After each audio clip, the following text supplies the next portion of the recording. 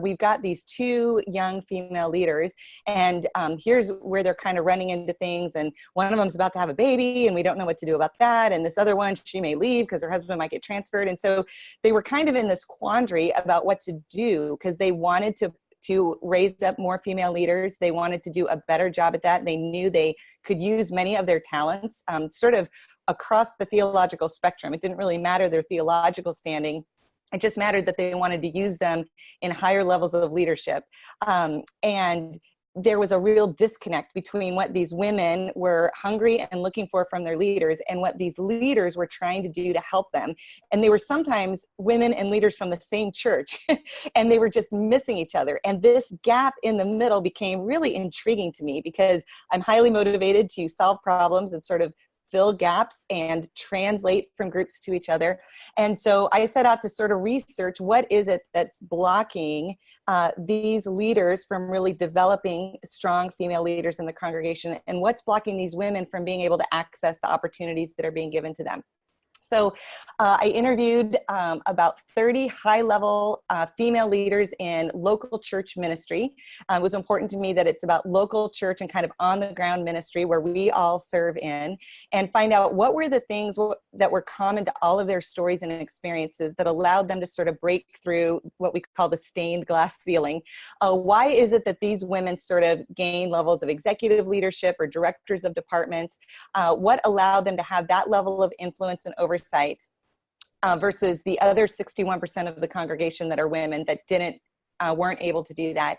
And then secondly, we did a survey of, I think we have 1,150 women now, just in ministry leadership across the country, actually in multiple continents, that have just given us their experiences and stories on the things that they have either has really made a difference in their leadership growth, or things that they've experienced in the systems or structures of their churches that have really held them back. And so from those two pieces of information, plus a lot of research we did in sort of secular marketplace about gender diversity and the uniquenesses of women who grow up, particularly in United States culture, how does all that work together so that if you're in a church that wants to help women do more, even if it's running children's ministry better and women's ministry better, or even if it's all the way wanting to put them in pipelines to bring them up to high levels of leadership in your church and organization, what is it that you can do to sort of change that and get further faster with this great, what I call untapped potential in our congregations?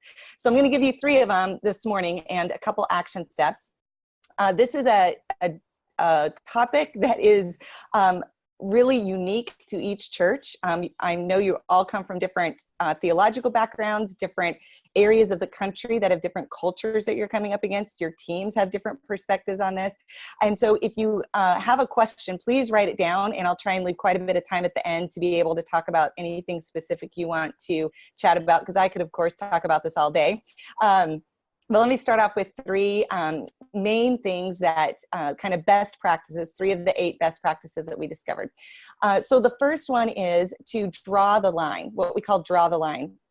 So this is the theological line. This is probably what I would say is the #1 surprise to senior leadership teams that is unclear about their organization. And that is, what is a woman allowed to do and not allowed to do in your church context?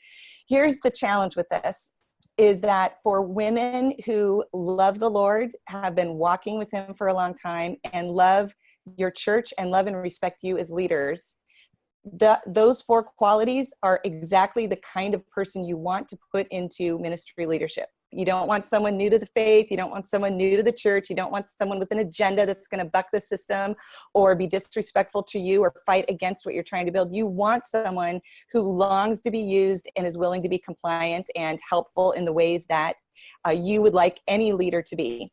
Those women know there is a line somewhere. Unless you have a standalone female leader, they know there is a line somewhere in your church that they can't step over. Godly women stay very far away from that line. They're not interested in crossing it. They don't want to push it. There are some of us who will tiptoe up to it a little closer and ask questions, but most women will hold back And in my opinion, the real part that we're missing in our churches is wherever your theological line is, most of your great female leaders are living way below it. And if you can just articulate what your theology is, this huge gap right here is filled with a lot of leadership potential that right now is really going untapped. I know this is a tough topic to want to take on, and I would say, and I've seen and worked with many churches who kind of approach it from a lot of different ways. Some people get very clear about it. There are many denominations and churches where this is actually a major kind of sort of banner that they wave. And so for them, talking about it openly, talking about it a lot, putting it on the weekends, all of that becomes a really big issue. It doesn't have to be that.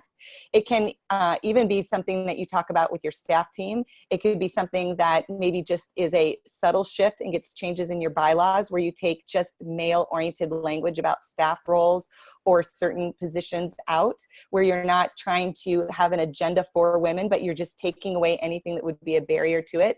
I know some churches that you would know that are very large and ones that we all benchmark against, and they don't put any of these things in writing, but they talk a lot about it in terms of their culture. And they work their pipelines and their systems very intentionally to make sure that many roles are open for women and that women know it. And so however you decide to draw the line, what's important is that you as a senior leader and as a leadership team know what that is and can clearly articulate that to especially the women in your team, but secondly, also the men on your team. So in our research, we found that there are many women whose senior leader, like the two main guys in their life to lead in church is really your senior pastor and your husband if you're married. And both of them are incredibly encouraging to female leaders, but the middle management of men tend to be a major roadblock. And so it's very important that the men on your team also know, we actually think it's okay for a woman to lead a staff meeting in prayer or to work the altar. These aren't even big, ginormous things like preaching on the pulpit. I don't even think you have to worry about that if you're getting going in this. I just mean, can a woman open a meeting in prayer? Can she lead a 5-minute devotional for a guest connections team meeting or huddle before services on Sunday if there are men in the room? These are literally the things women are not doing and men are telling them they shouldn't do in many churches across the country. And in many cases in churches where their senior leaders would be appalled that that's what's happening. So clearly drawing the line and communicating that to your staff teams and your high-level volunteers, or even going further with that. The second thing is to understand a little bit more the mindset of a female leader, especially in the culture that we've grown up in. Part of this is maximized if you're in a very conservative religious area like the Bible Belt. These are things taught in our churches as a woman grows up, but also taught in our cultures. So things that there are very strong gender roles for women and men. So I would say that there are gender roles that we all kind of have come up against that probably don't even fit men or women, but we tend to feel pressure to be them. So I know like in our home, my husband is awesome at fixing cars, and that has been great for him. I have other guy friends that I work with who are terrible at fixing cars, and they feel like it's a ding on their manhood. Like that is just as damaging to a man as for a woman to feel like you need to be really great at decorating and cleaning and putting on dinners. Well, for many of us who lead in very high level roles, I love to outsource those things. So I can put on a great dinner if I have enough budget. So making sure that we're not kind of associating unbiblical gender roles or biases based on our culture or the areas that we've grown up in. There's a really interesting statistic about how women and men view going for a role or a job differently. Generally speaking, when a guy looks at a job description or an opening for a job, let's say it's something kind of basic like running all of the guest services or like the first impressions team at your church. So one of your campuses has a first impressions team, whether it's paid or unpaid, doesn't matter. When a guy looks at that opportunity, and even if you have a job description posted about it, he would look at that job and say, yeah, if I feel probably 60% confident that I could do that job, I'm going to go for it. I'm going to apply and I'll probably get the job, and I'll either figure it out on the way, they'll teach it to me, I'll read some books and learn it, but I'll figure out a way to get to 100%. I'll do a great job with that. When a woman looks at a role like that, she asks herself, can I land 100% of that job from day one? If she doesn't feel confident that she can be excellent at every point of that job description on her first day, usually she will not even apply for the job. Not even not accept the job, but not even apply for it. So what we see in a lot of churches is we have job openings and volunteer roles that are available to women, and women aren't applying. And I talk to these guys all the time, and they're scratching their heads going, we have these roles that are open and women just don't want them. They don't want to apply. They're not interested in leadership. They don't want to be on staff. And that is, generally speaking, not at all the case.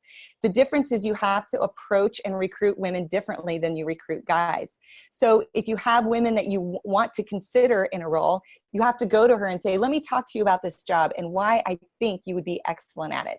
You're great at this, you're great at this, you're great at this. You're already doing this in your small group. You're already doing this naturally in between services. I see you. You're very organized. You already organized this one other team over here in women's ministry. Let me tell you why I know you will do great at this job. And not only that, I don't expect you to be an A+ person the day you start.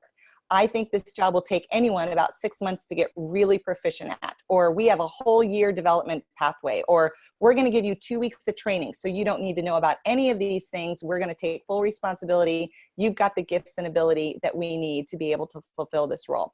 So as long as you can come alongside and help a woman know that she doesn't have to be A+ from the beginning, you will see a lot more women enter your pipeline. So the first one is draw the line. The second is engaging women, and the 60-100 principle is the key concept of that. And then one of the third things that we talked about, or that we learned in the book, is creating these environments and sort of rethinking how we do our male-female relationships in churches, and sort of the Billy Graham rule and that whole topic, which is a very big, loaded topic. I certainly don't have all the right answer on this, but I do want to challenge us from a leadership development standpoint to think differently about how we look at mentoring and leadership development. So generally speaking, in leadership circles, there's this common concept, you probably know it and implement it, where you always take someone along with you. So if you're a pastor and you're going to the hospital to visit someone, you'll take someone along with you and talk with them on the way, go into the hospital room, minister to the family, and then on the drive home, debrief with them. What did you see? What did you think? How would you have done it differently? And it's this whole concept of conversation, observation, and debrief together. It's a really incredibly important, powerful ministry development tool. The problem is when we don't let men and women ride in cars together or do ministry alone together, women are sort of automatically unavailable for all of those things, unless it's, you know, the pastor's wife or in women's ministry. And so it becomes this very segmented way of doing leadership development. So my encouragement is to take that, even just that one philosophy, and instead of always taking one person along with you, always take at least 2 people along, and change the leadership conversation. So if you're taking the young intern or the new youth guy that you just hired, you know, last month, take along someone else. It doesn't even have to be a woman necessarily, but if you start taking 2 people with you, as you have women enter your pipeline, it becomes automatically easy to take both new student leaders onto the hospital. It becomes easier to take multiple people to a conference. When you're going to something like this at Leadership Network, you take 2 young leaders with you. Well, what this does is a few different things. The most important from my standpoint from this topic is that you open up the door to invite women into leadership conversations that so far they are mostly left out of. Usually inadvertently and unknowingly, but they're missing out on key mentoring relationships and leadership learning opportunities. But the second thing is we have to start equipping ourselves to do our cultural kind of one-on-one relationships different. I went to college in Seattle. I remember having the whole LGBTQ conversation 20 years ago when it wasn't really hitting the rest of the country. Now I do ministry in South Florida, and it is in full gear here. And I'm just warning all of us that a senior pastor and his young male intern traveling together one-on-one is no longer above reproach and is not an acceptable form of safety or accountability when we travel or do leadership and mentorship. So this is an important issue for women. This is an important issue for us as leaders in the church to be rethinking how we define how we do leadership and how we redefine the Billy Graham role to meet our new different culture and a different age. The other thing is most of the churches, the last 2 churches I've worked with that have had a moral failure have not been because a man and woman have been alone together in some environment. It's been through texting and made up emails and things on social media apps that those rules covered none of. So there's a whole nother stuff that we can talk to about that. But I think if we kind of put our heads in the sand and keep thinking that just not meeting one-on-one men and women together, we're going to protect ourselves, we're fooling ourselves, and we're also missing out on really developing the female talent that we have in our congregations. Right now, one of the largest percentages of population leaving the church are working women. It's because women are becoming higher and higher income earners in their homes. Most families are 2-income families. Many women are the actual bread earner in their home. And so for most women, when they are balancing full careers and family and marriage and kids and keeping their grass cut and being on the PTA and all the other, their parents who are aging and need to be taken to the doctor, all of those things, one of the things that we're missing are other female professional leaders that they can understand and talk to. And so part of what we need to be rethinking in our church is making sure that our leadership environments and our leadership teams not only represent different ethnic minorities and not just gender because of gender's sake, but because there are women in your church that are looking for leadership and help. And I'm telling you right now, they're finding it in Mary Kay and Arbonne and the business women associations and Christian workplace environments. They're not finding it well in their local church because the women who are in leadership are not strong leaders themselves and are not professionally based leadership women. And so they're looking for those role models that know how to combine leadership and faith and balance all of the responsibilities that God gives us and do it well. And so even if it's just a matter of bringing female leaders from your congregation into your leadership conversations, learning from them what are the things that they're being challenged with. Because I really think over the next 10 years, if you're looking at the latest Barna research, if we don't capture professional women back into the church with some environments besides a Tuesday morning Bible study that happens while they're all at work, we are really going to be missing out, and they are controlling most of their family's activities and most of their income decisions. And so we're going to be losing entire family units and tithing units if we don't know how to start pulling that conversation and helping women leaders of all walks of life sort of identify into our church communities. So I have 3 in the last couple minutes. I'll take 3 sort of first steps. Many of you I know have female leaders on your teams and you've been working this in the pipeline. Hopefully there's been a couple things here that might be helpful in how to widen that pipeline for you or even go after recruiting women.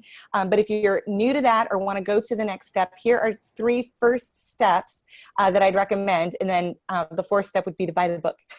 So the first step is find some great female leaders in your congregations and ask them questions. Great female leaders in your congregation and ask them questions. These might be female leaders on your team, but I want to talk a little bit about the difference between leadership and women in ministry. So when I talk about female leaders, I'm not talking about admin assistants, people coordinating events, people running hospitality, or those might be great leaders stuck in roles that are not leadership roles. I'm talking about women who are leading departments, overseeing people, setting goals, meeting goals, and have good relationships with other people.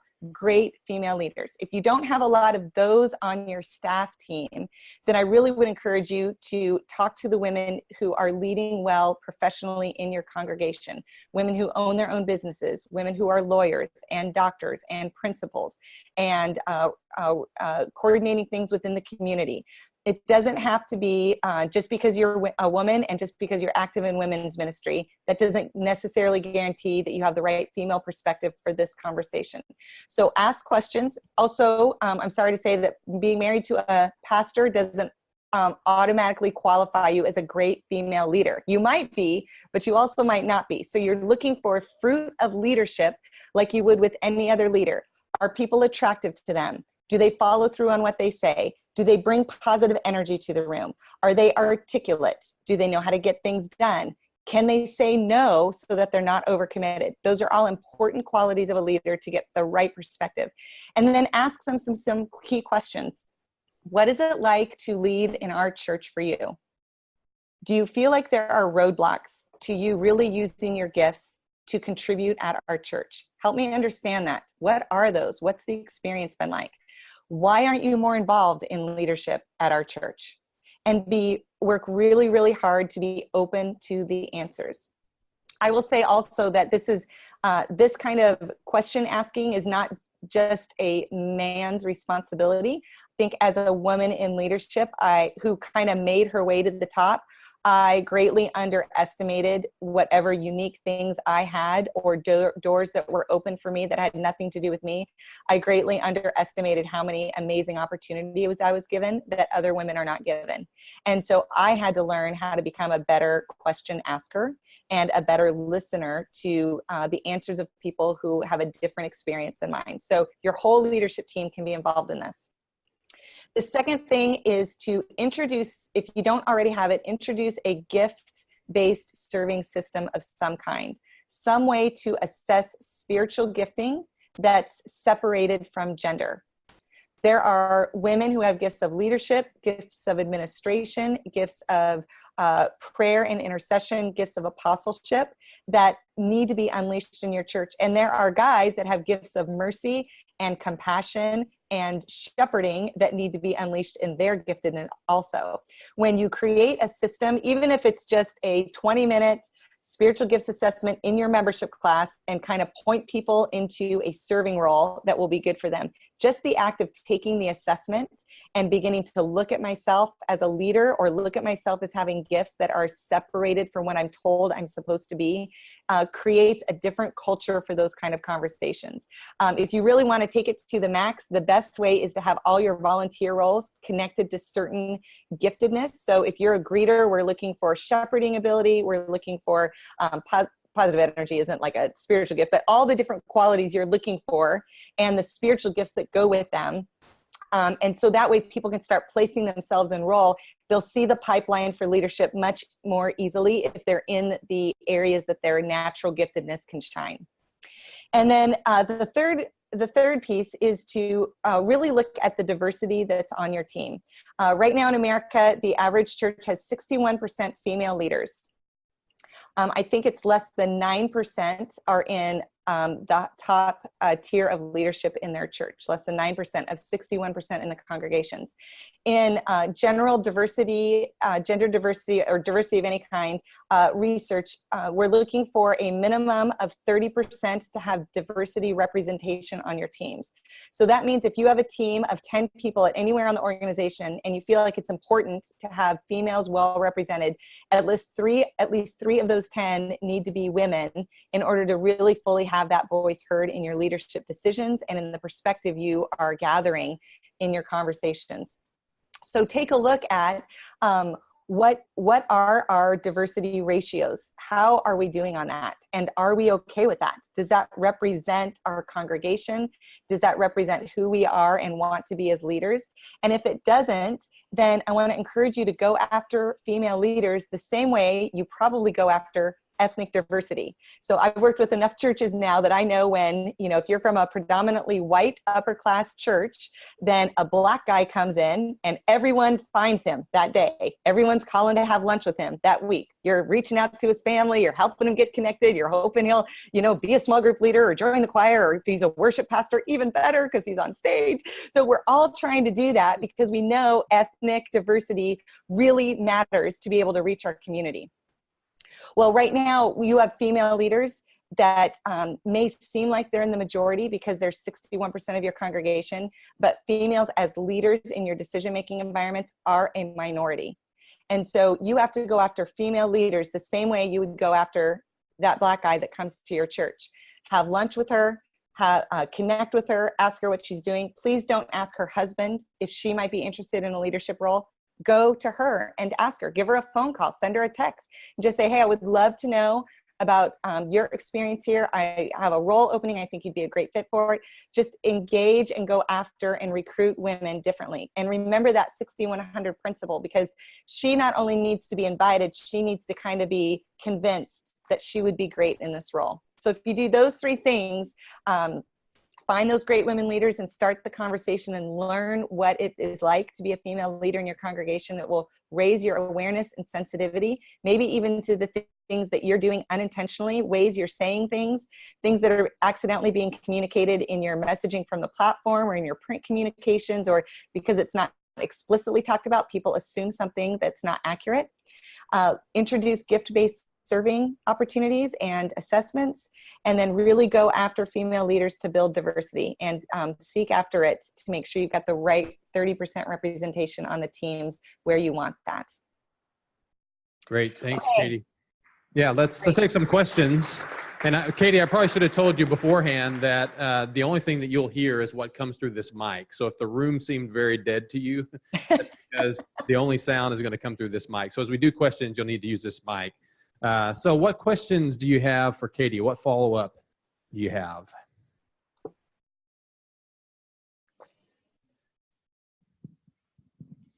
So I grew up Southern Baptist, so there's always that emphasis of, women in leadership that's kind of ingrained in women. How can we be intentional as the church to overcome what they have in the back of their mind to show them that, hey, we are different now, and that there are churches out there that are open to women in leadership? Yeah, that's a great question. I definitely think knowing where you stand theologically addresses a lot of those issues, although I have a lot of brothers and sisters who still have very conservative complementarian viewpoints on this, and I fully respect that and support whatever position really someone's coming at from this topic. So with that said, though, I think there are a couple key things that all of us in our churches can do to help women think differently about themselves and the role that they can play in the kingdom.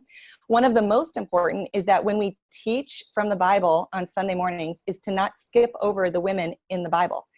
I'm not interested in calling out something that's not in God's word, but I am interested in teaching all of God's word. And so it's amazing to me, especially now that I'm a little bit more aware of this topic, how many times, even in just the last couple of weeks, I can sit and listen to a message and a pastor will read through the scripture and the couple of paragraphs that have a woman mentioned, just skip right over it. Okay, now let's drop to verse 9. Instead of just taking the extra 45 seconds to read through it and just give me a nugget, just help me know there's a woman in the Bible who did something, who was worth mentioning. I don't know if it's at all possible to convey to the men in the room what it's like to grow up your entire life in church and never hear a sermon about women in the Bible from anywhere unless it's Mother's Day. That's most of our experiences. And so if you can just talk about Solomon and talk about Queen Sheba coming and who she was and what she accomplished, or talk about even the Proverbs 31 woman, who's like the safest woman in the Bible, but talk about her differently than the way women's ministry talks about her, which is you don't need to be intimidated by her. We don't all have to be awesome all the time. As a leader, I look at the Proverbs 31 woman and I'm like, this is who I want to be. She's got her house in order. She gets up at the crack of dawn, spends her time with the Lord. She has a business. She's got servants in her house. That is what I want to be. More than just my dishwasher. I'm like, I want a house cleaner. I hope someone will cook for me one day. I can't wait till my son gets his permit and can drive me around. I'm like, I want to be inspired by the women. I want to learn lessons from them, just like I've been learning the lessons from the guys this whole time. And so just being inclusive on that.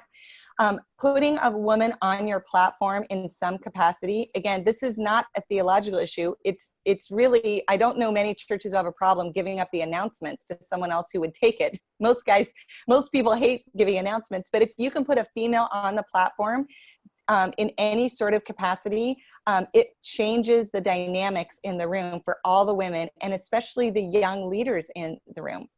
So just a few things like that are really simple tricks that you can do. The book, so I have written a book. It's coming out in March. We're going to launch it at Exponential this year, and we're going to do a big webinar, so you can sign up for that if you'd like. But in it are some really practical tips. I really wrote it for churches who are led by men who want to do a better job at this. So it's very practical and down to earth, like those couple of suggestions of what you can do to sort of change the dynamic or change the conversation or even change the messaging, the explicit and implicit messaging you're giving to women about this topic. Great, thanks, Katie. Hi, Katie. This is Kyle. So we've been interviewing some women lately, and one of the things we keep running up against, and I love your input on, is they may not be interested for the role right now because of stage of life, the age of their kids or whatever. So how big of an issue is that, and how do we as men navigate that the best way? Okay, that's an awesome question. That is a humongous issue for women, but it's not a humongous issue organizationally for you as a leader, if you're willing to think a little bit more creatively and openly about it. So when you think about a leadership role, can you give me an example of a role you're thinking of? Yeah, we were looking for a groups pastor at one of our campuses. Okay, awesome. Groups pastor, that's a great example. So this is a job that requires a lot of networking ability, right? Because you're constantly recruiting leaders and participants. It requires a great personality. You got to be able to work hard on Sunday morning because you're working the room, you're working the lobby, you're working the newcomers tent, you're gathering and connecting all of those people. You're a trainer, so it's upfront things. And then there's a whole administrative side to organizing group life. Have I got that right? Am I missing anything for you? I got it. Okay. So when I look at that role, that's actually multiple roles all put together. The face of the role, the leadership role, is the person who's working hard on Sunday and is following up with people all throughout the week and maybe visiting groups, once a year or twice a year just to pop in and have accountability. And then some one-on-one time with group leader for development, or however that process does. The whole administrative side, which is what the majority of us spend the majority of our time doing, is something that can be done by a team or other people. So if you have a great female leader that is interested in working part-time, give her the leadership role and the top. Don't pay her a full-time salary. Instead, pay her 25%, 30%, 50%, whatever it is she wants to work, and then use the rest of her salary and benefits, by the way, to give her all the rest of the team and let her build the team that she wants for the next 1 year, 2 years, 5 years, 10 years. She may never come back to work for you full-time, but if you've got the leadership face and leadership skills in place, I don't know that we really care always how many people it takes or how we divide up that X number of dollars. I would say organizationally, from someone who kind of runs in the HR world, you want to make sure the dollar amount matches your full-time person over here.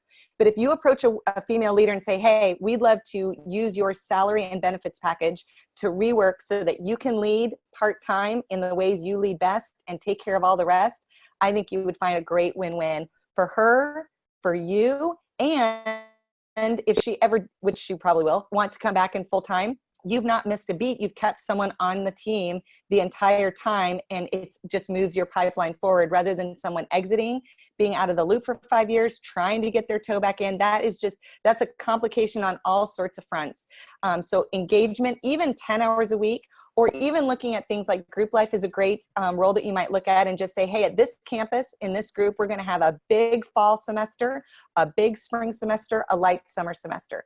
As a working mom, if I can have light summer and Christmas, holiday, and spring break off, I will do any job that you want. So even if you remeasure your ministry expectations over summer and holidays differently, which group life is a perfect one to do that in, you get a win-win for every strong female leader out there, and you'll keep them for life. I'll tell you, if you work a mom through her mothering years well, her loyalty will be significant and her children will be plugged in. It's really hard to leave a church your children love and are plugged into as a mom. I'm just telling you, it's the best thing you can do to retain women. Great. Next question.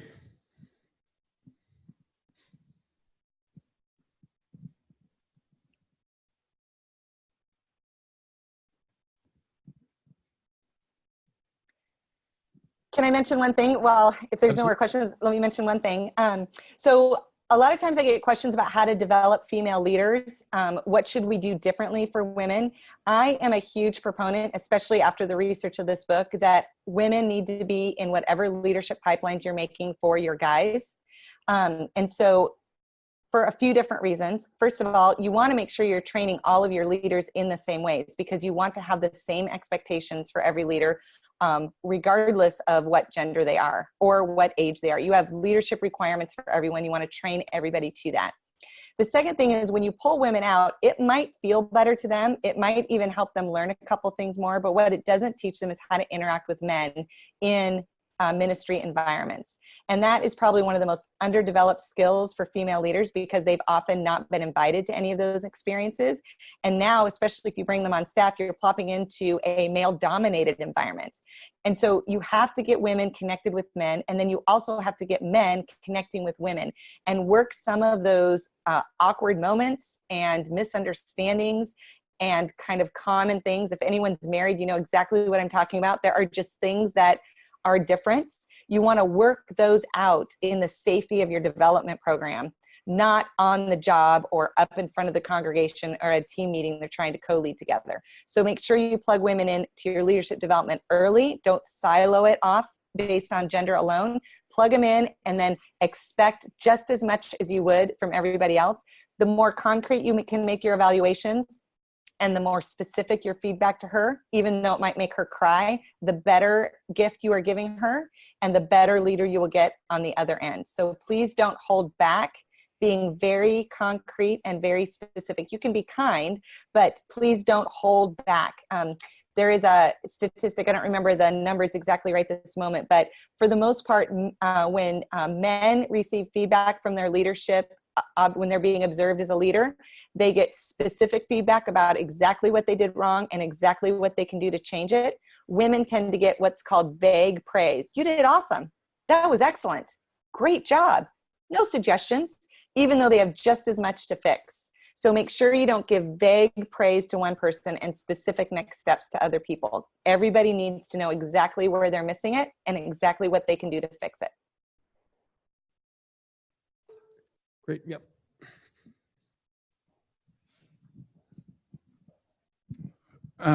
Question, but I want to set up kind of context first. You know, historically, husband is the pastor, you know, wife played piano, and that was it. And then if the pendulum swings, it always swings so far. And then now in the last couple decades, it has been the co-pastor model, you know, husband and wife leading the church together. And so I'm lead pastor, my wife is not the piano player. She's not the co-pastor. So what is that middle ground for her? She is a strong leader. She is leading things in our church, but she's nobody's boss, you know, other pastors and that kind of thing. So what advice would you give a pastor's wife like that, who's a strong leader, not the co-pastor, but doesn't want to just lead the women's ministry? Yeah, that's a great question. And that is becoming much more of a popular option, because there are so many women who are in ministry with their husbands and want to lead at high levels. So one of the challenges, and again, this is going to vary a little bit based on your theology, but one of the challenges generally with the co-leader model is that it basically, if it's just about co-leadership, and really what we're saying is that the husband is a lead pastor, and because his wife is married to him, she gets to co-lead with him. So if it's that kind of setup, it really communicates that if you want to lead in ministry as a woman, you need to marry well. And so marry ministry well and marry a pastor. That's your ticket to leadership. That's not what's intended, but that is a very unfortunate message to send a 12-year-old girl sitting in the congregation, that she better be on the lookout at youth camp this summer. So what will help that is to articulate the unique giftedness of every pastoral wife and then let them flourish in their giftedness. I think one of the most unfortunate things that I see in the co-leadership, and I see this at all levels, senior pastor, campus pastor, executive pastor, everyone's trying to help women get involved. And so their first inclination is to bring their wife alongside them to help them do their job. The challenge with that is it says, hey, if you're a guy, we actually get 2 for 1. But if you're a woman, you know, my husband's an IT professional who works downtown. He's not coming with me to staff meeting. He's not taking on all the awkward guy conversations of the people I lead. He's not at home fixing dinner for our volunteer night tonight, right? So I don't get 2 for 1, not only for the church, but for my own job. So I'm carrying a full weight. My counterpart is carrying half a weight because his spouse is helping him. It just creates a lot of inequity. So helping women of all levels, whatever their marital status, find their giftedness and then find a role that fits them. If your wife is an awesome type A personality, big leader, and wants to command a whole lot of people, she probably should be co-leader with you. Just like if she were a guy, you'd put her in that position. But if she prefer not to fire anyone, if her vision is kind of more day to day, if she would prefer to have coffee with people one-on-one and dive deep in their story, that's not a lead pastor profile. And so you want to make sure you're setting her up. Even if she keeps the title, you want to set her up to be what she's best at and be fruitful. I think the key for women in your church is to see women be actually spiritually fruitful, not just working hard, not just compliant with what's expected of them, because there are many pastors' wives, and I got a lot of feedback in our interviews and surveys about pastors' wives who are shoved into roles either of non-participation or overly participatory that are not who they're called to be. And so we can all see when there is, especially a woman, in a leadership role that does not fit her. And when she's married to a pastor, it just means that we have to endure it and can't say anything about it. So help all women find their giftedness, flourish in their role, and have that extra spiritual anointing, because no one can deny when it's stuff that only God can do through someone. And we all want all of us to be in that. And so I'm talking about just female leaders, but there are female intercessors that you have that need to be released to have the anointing and really go gangbusters on their prayer ministry for your church. There are women with gifts of service or compassion or mercy that need to run all of your outreach ministry. There are women who have anointing in all sorts of areas besides leadership that really need to be freed to flourish. But if you're in an organizational leadership role with a title and specifically a paycheck, you need to have the right amount of oversight. You need to lead organizationally, and you need to be held accountable just like everybody else. Great. Any other questions? Yep.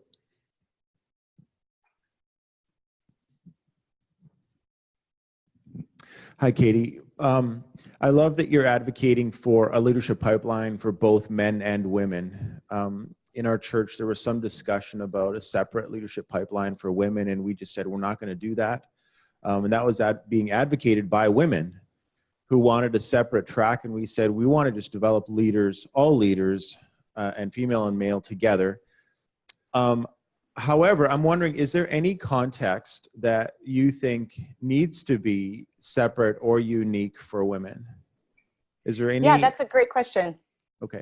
There are, generally speaking, from the research, the one piece that is the most helpful to have one-on-one with same gender are deeper discipleship issues and what we would consider like personalized leadership coaching. So there's three main roles every leader needs, and you guys know this because you have it. One is a leadership mentor. I'm not talking about spiritual mentor, but someone who's mentoring you in leadership. A lot of times this is your direct supervisor who's watching you, challenging you, having conversations with you. The second one is a leadership sponsor. This would be someone who doesn't want to talk with you, but does want to talk about you. This is a role of action. It's usually someone who's higher in the organization who sees talent either within their team or another team and wants to sponsor this person. So when you're all sitting around and talking about, well, we have a new campus launch and who's likely to go, we all kind of have the same, 7 people in our head that we've had at every campus launch that we want to take. This person is saying, no, there's this person way over here, and they would be awesome. We should give them a chance. There's no way that person can get their name in the hat unless someone at the leadership table knows about them and is putting their name in the hat. Even if they don't get the job this round, it gets it on everybody's mind, and probably by campus 2 or 3, they're actually going to get the job. So that's a leadership sponsor. So a mentor talks with you, a sponsor talks about you, and then a coach challenges you and gives you insight. So this is where female leadership coaching becomes really important, and it's probably more of what we would consider, or maybe for the guys would be probably like another pastor on staff who's older and wiser. There are these informal networks that happen in same gender affinity, just like many other affinities, but we see it most predominantly in gender affinity, that it's easy for you, and maybe in your own leadership journeys, you knew an older man who was on staff that you kind of asked out to lunch, and you'd have a conversation with them, and they tell you, gosh, I just always made sure every Saturday morning I went to my kids' baseball game, and I always made sure I had Friday night date night with my wife, even if I missed the wedding rehearsal. And, these were the ways I navigated my whole life that God gave me. and and they're coaching you in practical application. That is also what women need, because there aren't many guys who can help you figure out that you should put a load of laundry in when you first get up in the morning and then switch it to the dryer before you get in your car to leave for work. Like, most guys aren't going to help you with that. Or how do you pack for a 3-day travel gig so you're not taking 4 suitcases when every other guy has the carry-on? Like, these are sort of the actionable day-to-day items that women kind of get stuck on, just like guys would get stuck on if there wasn't a community sort of filling them in or modeling different ways. So I would say that piece, that mentoring piece, the coaching piece, but the mentoring and the sponsorship piece is the reason we put women in pipelines with men, is so that they are being given those same mentoring and sponsorship opportunities that the guys are given. Yeah.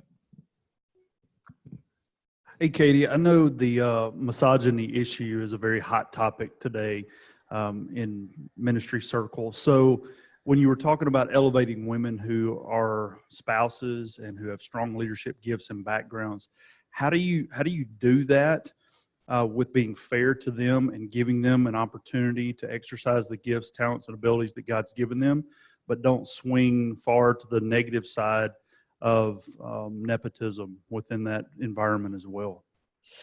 Yeah, nepotism is a tricky business in the church for sure. And I think that I see churches on all lanes of the spectrum on this. Some that have every member of their family on payroll in every position available, some that don't ever hire anyone from within the same families.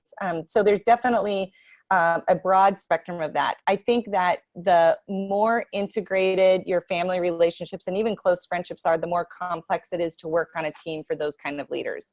So I'm always extremely cautious of the nepotism piece.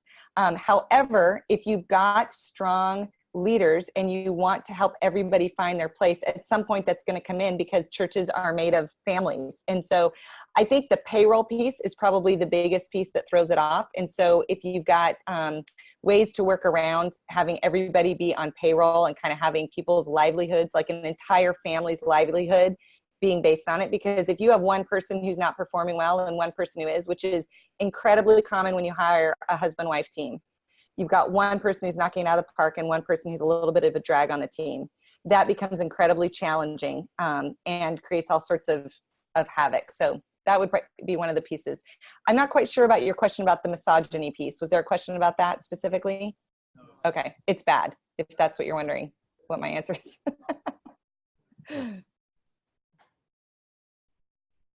All right, any others?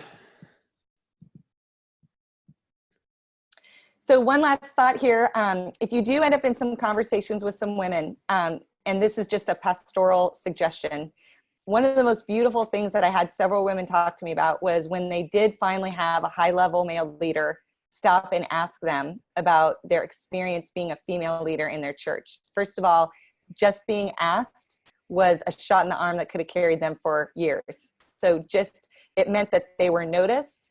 It meant that there was some acknowledgement that their journey matters, and then to actually be given space to explain it in a supportive way that actually heard them on a more interpersonal level was incredibly empowering and sent a huge message that you care about female leaders.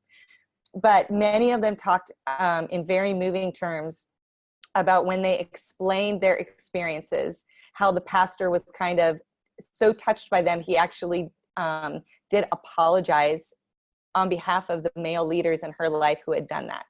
And the misogyny piece made me think about that, because of all the men I saw on social media apologize to Beth Moore after she wrote her letter, and how powerful that is. And so if you are in a conversation with someone and some of these kinds of topics to come up, it might be something as simple as I never get to voice my concerns in a meeting, or I feel constantly shut down, or all the guys on my team are invited to the interview with the new person, but I have to go out to dinner with the wives instead. Like, even if it's something just kind of basic work stuff like that, that is hard to put up with over time, and an apology matters. But it could even be that you're going to hear some stories of really inappropriate behavior and even unfortunate and disgusting behavior by pastors.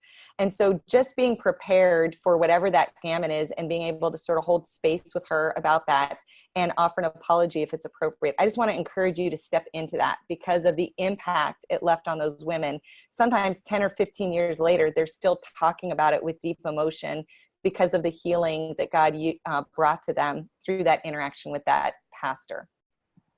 So thank you all very much for your attention. And if you want to contact me at all, I think they'll give you my contact information. I would love to continue the conversation and just really appreciate you even entertaining this topic. And I'll be praying for you as you all build out your leadership pipelines.